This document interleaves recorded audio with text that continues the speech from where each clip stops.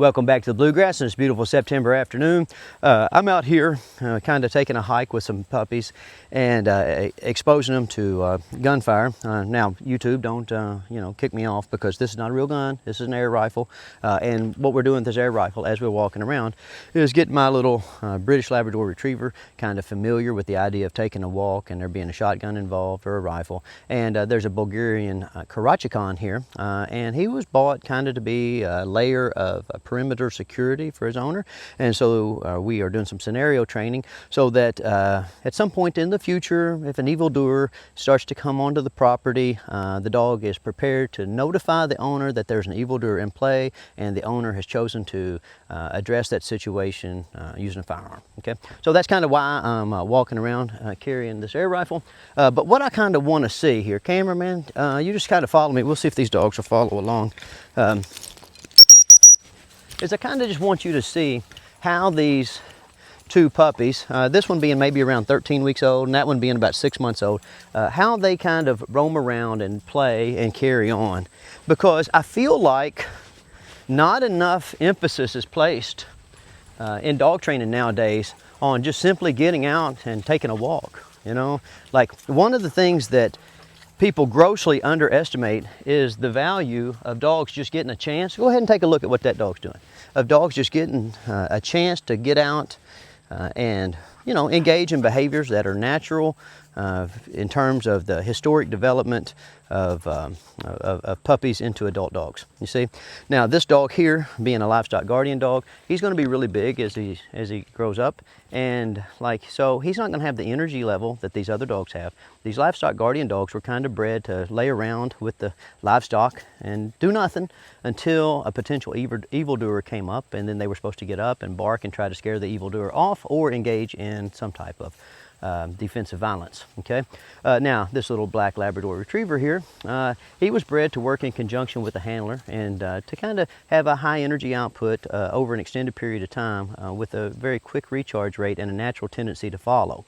So as I go to walking, like you'll probably see that more often than not, if I get just a little bit of distance between me and the dogs, Memphis will come check in, and Norman, he just lay around because he's kind of thinking, I'll just lay here and somebody will be back. Now, another funny thing about these livestock guardian dogs is not only will they just kind of lay around when you try to go for a hike, they will usually lay around on the high ground. You know, and you can't see it in this video very good, but like on this little path right here, this position that he's chosen to lay down gives him a chance to see things in multiple directions. So kind of show him there, cameraman. So see how he can kind of see things down here. Go ahead and turn in a circle here. Then right here, he can go back over here to our campfire area, and then he can go on down here. He can see down here to see what's going on towards the road. Okay, and this is a pretty common spot for Norman to stop when we're out taking hikes. Now, kind of coming in and out of the screens is just a couple of black Labrador Retrievers. Those are our mentor dogs. So I'm going to keep walking, and just every so often I'm going to try to encourage the dogs to get up and come and follow me. It's about 85 degrees today. I kind of give you an idea of what the temperature's like. Norman, being white, generally does pretty good in the, even though he's got a dense coat, he does pretty good in the sun. Oftentimes he will lay down out here right in the sunshine. Memphis, being black, he does not like the sunshine at all, and pretty much it's hard to get him on video when we're taking a walk out here because he's always going off and laying in the shady spots. Very nice dogs. Very smart dogs.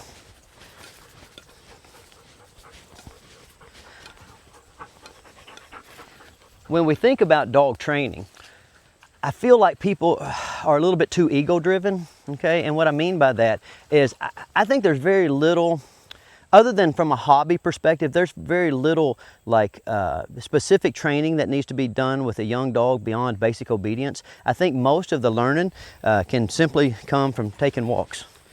As we're going out here, you'll notice some of the things that I'm not micromanaging. I'm not micromanaging exactly how close this dog stays to me. I'm also not micromanaging the fact that he likes to smell and interact with the environment with his mouth. Okay, so you'll notice that Norman especially likes to sit down or lay down and chew on stuff.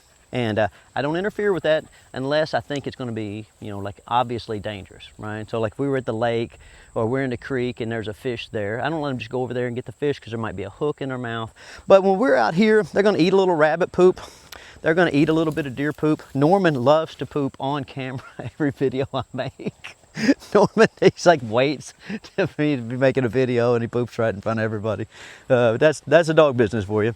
But anyway, so just in the last few minutes, these dogs have ate a little bit of rabbit poop, and they have took and rolled around in something smelly, and just generally, like, you know, interacted with the environment. Right there, show what Memphis is doing. And watch what I'm not going to do. I'm not going to go over there and micromanage that. And I know what you guys are thinking. You're like, well, Stonnie, what if they're stinky? You know, you got to get back in your car. They're going to ruin your car. They're going to, you know, come over here and rub up against you and ruin your Lulu pants or whatever you're wearing. Yeah, you know, I mean, that's part of it.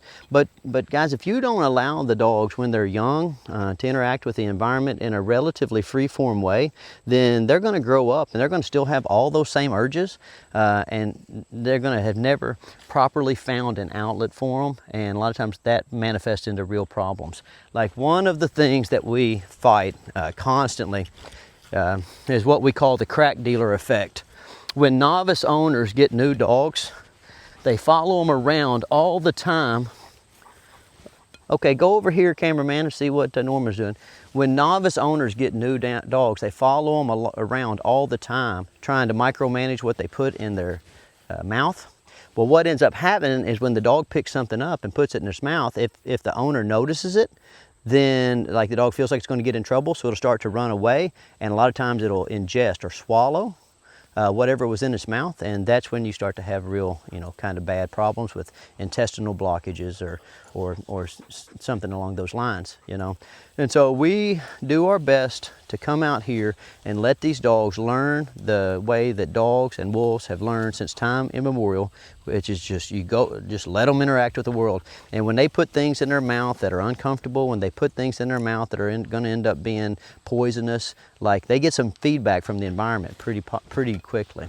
Like one of the things that happens out here a lot is we have like a lot of sticker bushes, a lot of blackberry bushes.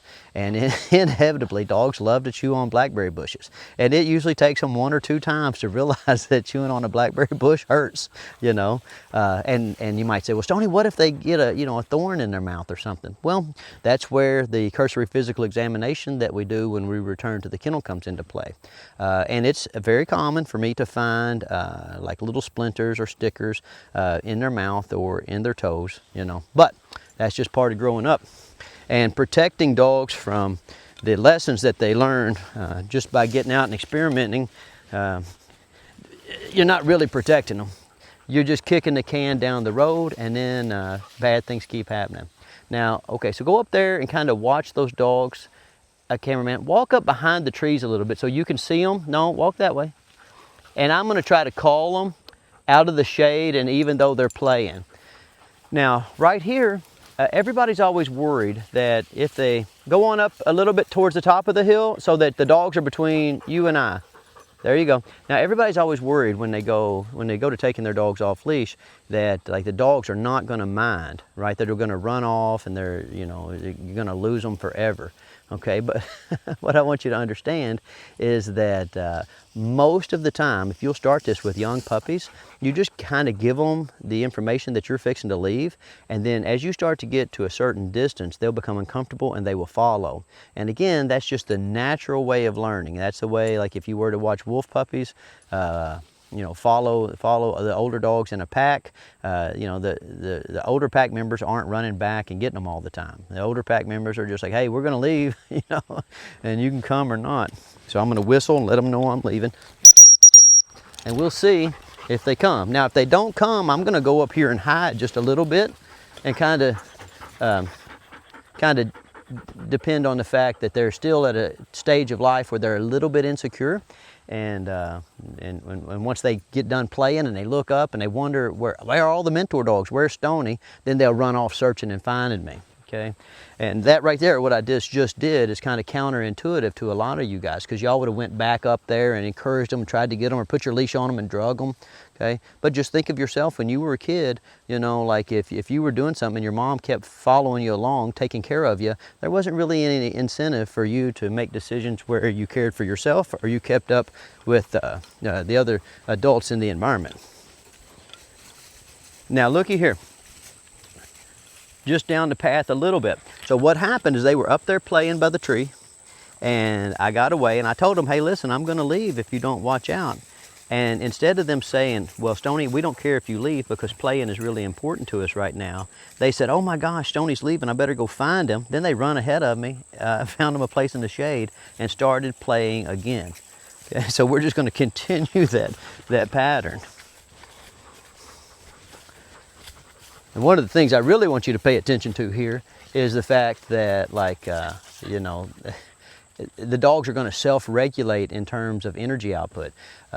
Besides the fact that people are worried about dogs, like going out into the world and eating things that they're not supposed to eat, or running off and to never be found. Okay, it's a crazy idea, just the dumbest idea I've ever heard, is that exercise is somehow bad for the dogs, or they're gonna exercise themselves to the point of pure exhaustion and harm themselves. Okay, that's not what happens. Okay, what happens is this right here: they get tired and they start to lay down.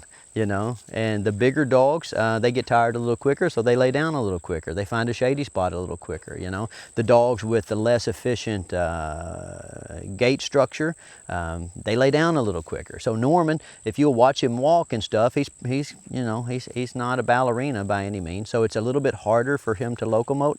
It's a little bit harder for him to move that big body. He's got a lot of calories that are dedicated towards growing right now, and so like he's gonna want to lay down a little bit more than the other dogs. Come on, dogs. Okay, all right, cameraman, swing on around here. We'll go up by the brush pile.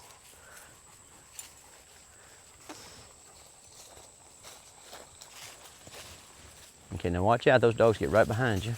All right, now look, still what's going on? Still what's going on? Playing. Very nice dogs. Now the neat thing about these livestock guardian dogs is, even though they're tough protectors, you know, when they get to be adults, they have a really gentle disposition towards other dogs and children for the most part.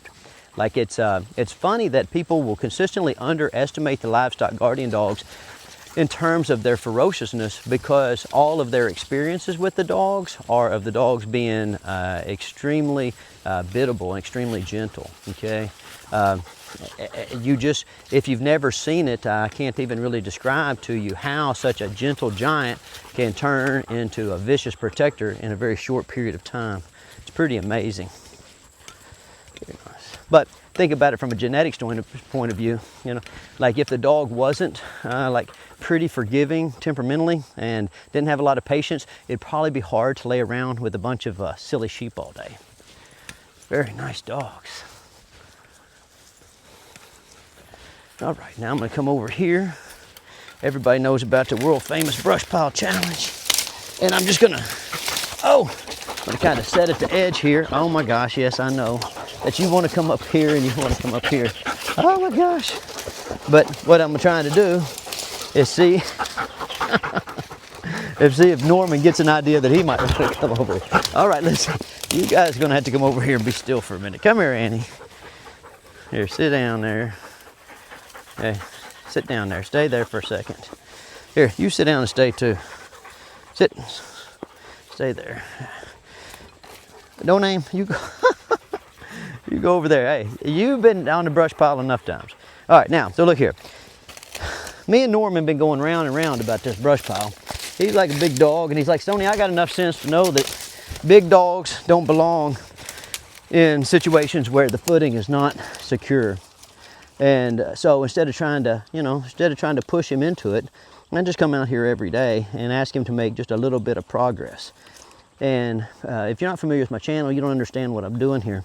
But when you watch me teach basic obedience up at the kennel, I do it on what's called an exercise with small challenges course, because what I'm trying to do is prepare the dog for situations where they might be in off camber or low traction environments, and like if you went hiking or something. Okay, and so we come out here and we kind of test the progress that we've been making on our exercise with small challenges course by presenting the dogs with an obstacle that it really doesn't make a lot of sense to get on, And so this is kind of like the difference between, say, this lab puppy and Norman. Norman looks at this situation and he's like, well, Stoney, why would we get up there? That doesn't even make any sense. And so I got to be kind of lavish with my rewards in the beginning stages to get Norman to want to get up here. And he hasn't really even mastered like coming up here even halfway yet. But I'm not pushing him. I'm just kind of accepting him for what he is, and every day I challenge him. But I don't challenge the dog so much that I consistently induce failure. The threat of failure is always present, but we don't want him to fail all the time. So like Norman, he'll usually get to about right there. I would like to get him a little bit more today. And then by Saturday evening, I want to be able to get all the way up here on top of the pile. Now notice what I'm not doing. I'm not begging him and I'm not bossing him. I'm kind of letting him learn naturally, right? I'm letting him, move at his own pace here and decide that getting up here and getting these treats, competing with this mentor dog in training, letting him understand that those are neat things to do. And then I might just move back a little bit. And again, just let this kind of unfold in a relatively natural way. I'm going to be up here loving on this dog, right? And if a dog sees another dog getting loved on, if a dog sees another dog getting lots of treats, well, it starts to think, well, maybe I'd like to get up there. So we'll just say, if you came up here, something good would happen, buddy. Very nice. Now again, think about like from a wild dog perspective, like you have a puppy and it sees another puppy somewhere eating. Well, of course, it's going to try to follow along. Say, hey, how'd you find something to eat? You found something to eat by getting on top of all that brush, or you found something to eat by going down that creek? All right, well, I'll go find something to eat with you. Very nice. And it's not all that different from like human interaction, right? Like, what do you do every week? You go get a sandwich with somebody, you go get a pizza with somebody, you go get a burger or some beers, right? Okay. If you were cavemen, what you would be doing is you would see somebody going and killing a deer, and you'd be like, hey, where'd you kill that deer? I want to tag along with you. And that's all that's going on when we're doing these natural learning exercises, is the dogs are just kind of tagging along. We're kind of out here pretending to be cavemen instead of a club. I just got a modern club, right? Very nice. Okay, now going up is usually the easy part. So now we'll go down. And you might say, Stoney, why didn't you go ahead and try to get all the way up to the top of the brush pile today? Well, just because the fastest way in the world to teach a puppy nothing is to try to teach them everything at once. And if you go into a training session and you move your goalpost too far, you're almost for sure going to induce failure, and that's going to mess up your routine, right? So you guys are probably thinking about going up the brush pile as the hard part, but in reality, coming down the brush pile is the hard part, because Norman has to get that big body turned around. Now, if I stay right here, kind of go up that way, cameraman, so you can see him. If I stay right here and I pressure him too much to get him to come down, okay, then he's going to really get stuck there. So we're going to use that same, we're leaving, you better follow rubber band approach to make him, incentivized to get off of there on his own. So I just take off walking. And then he follows. Very good boy. You're the very smartest livestock guardian dog I ever seen. You're a very good dog. And then we just continue, going someplace interesting. Whenever I'm out here, I always try to walk with purpose. I always try to walk like I know where I'm going, like I'm going to, do something fun, have a good time. Whenever you're out and you're watching people that are having problems, that are struggling with dogs off the leash, notice how much the people are not the kind of people you would want to hang out with. You know what I mean? And I don't mean that in a bad way. Like, if you're that person, I'm not trying to hurt your feelings. I'm just saying, like, from the time that children are little, like the kid that's got the basketball that goes next door to the older kid's house, he's like, hey, I got a new ball. You want to come play? You want to come play? You want to come play? That kid, nobody ever wants to play with that kid, right? The kids that attract all the attention, they just got their ball, they went down to the park, they started playing by themselves, right? And so by displaying that type of calm, confident behavior, then that makes, that makes people or dogs want to follow. So look, this dog, he's kind of starting to get tired, so he's laying down a little bit, but I got places to go. So I just take off walking with confidence, my head up, my eyes out. Very nice dogs. Let them know that I'm fixing to leave. Very nice. And he comes. All right, now,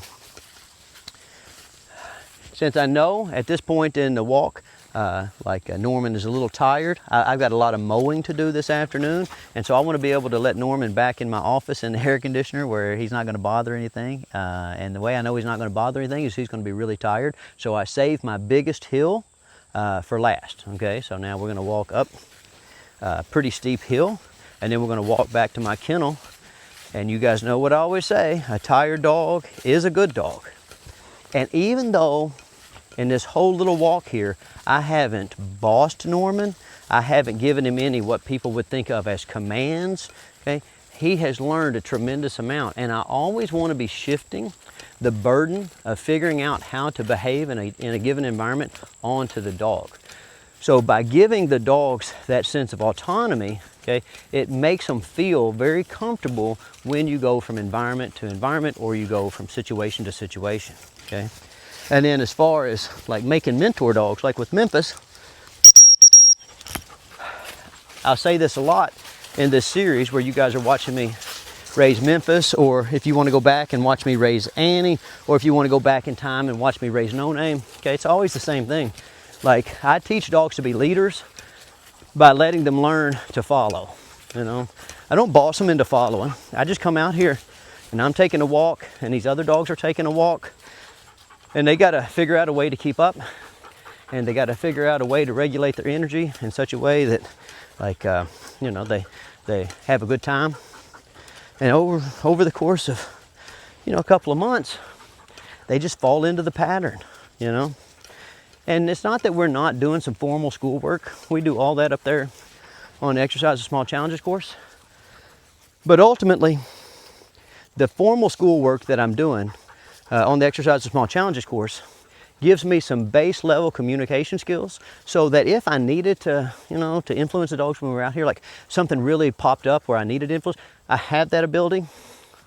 The Exercise of Small Challenges course, it helps me like put them in situations like the brush pile challenge, where they already have a baseline understanding of being presented with physical obstacles. And so the basic pattern of, there's a physical obstacle, I need to navigate it, I need to conquer it, that's already set. Okay, so I set the patterns, and then I come out here and I just watch them learn. And this is what I like doing. I like watching the dogs learn. I like giving them the tools to interact with the environment in such a way as that they're safe.